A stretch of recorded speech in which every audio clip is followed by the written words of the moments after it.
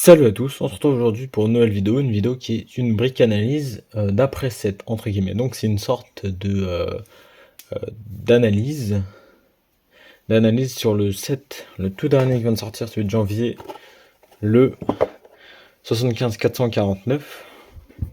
Attendez, voilà, ce set là. Alors on va pas faire une review parce qu'elle a déjà été faite par tout le monde, Lego Leader, Commander Fox Enjoyer, The Brick Studio et encore beaucoup d'autres personnes qui l'ont fait. Donc les reviews, on s'en fout, c'est pas sur ce point qu'on va se concentrer. Alors on va parler de la problématique de set. Alors pour vous remettre dans le contexte, et si vous vous souvenez bien, on a eu ce set là, avec les Clone Troopers d'Ahsoka Tano. Donc je les mets juste devant, hop. Ce set là, qui est...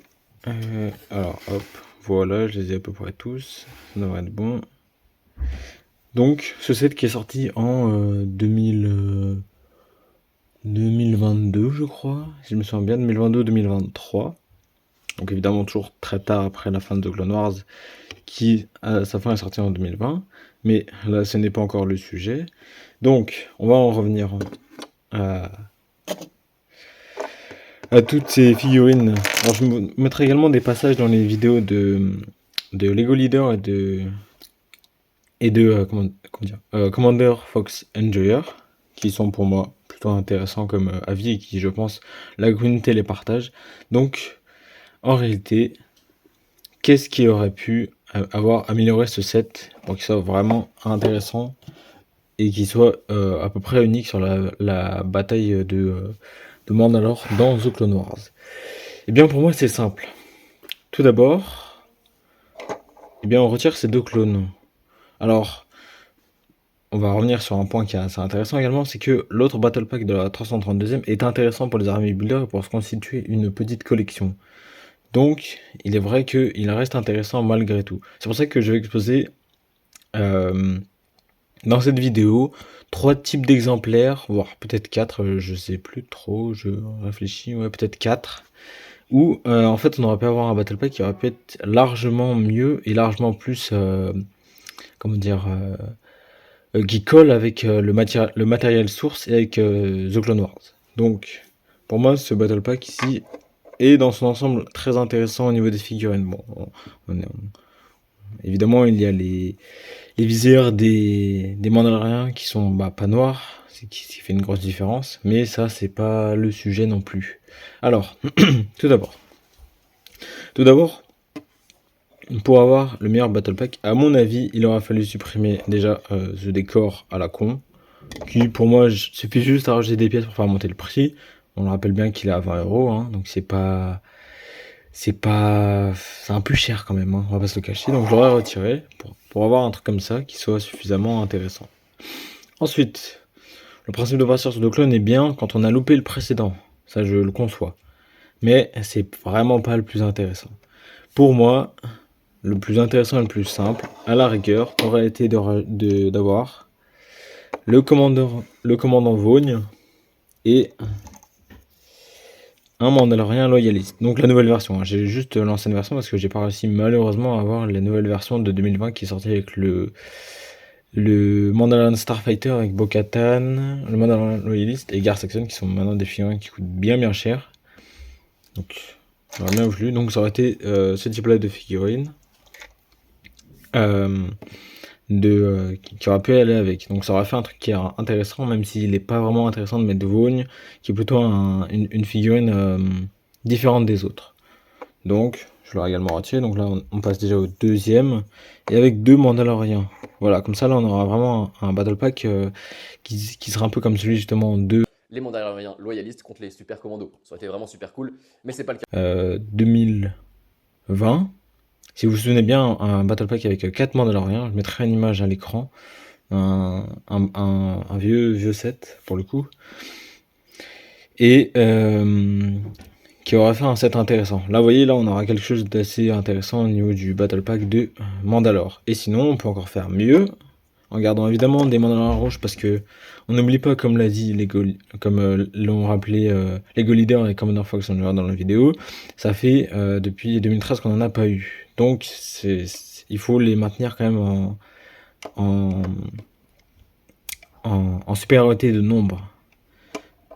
Et ou alors sinon faire un duo comme ça, qui aurait aussi été une bonne idée, toujours avec le Mandalorian de 2020, évidemment. C'est juste que j'ai la version 2013 pour le Death Watch, qui est bleu. Donc ça aurait été largement plus intéressant. Et la toute dernière, attendez, je fais juste un autre cut. Et donc, qui aurait pu être largement mieux, ça aurait été littéralement un Battle Pack